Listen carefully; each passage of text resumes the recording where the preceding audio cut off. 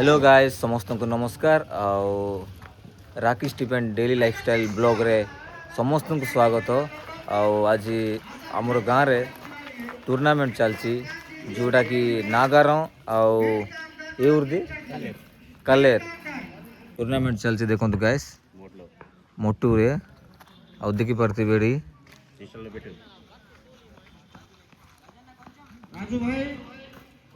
देखो गाय सब पिला इे अच्छा नागर पिला संगे संगे आमर इे कालेर पिला सब इे बस आटा मोटू गाँ लोक मैंने भी अच्छा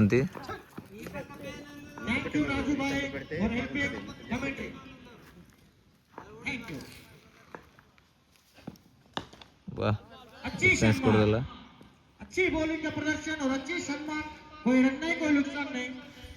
दूसरी अच्छी शॉट, लंबी शॉट,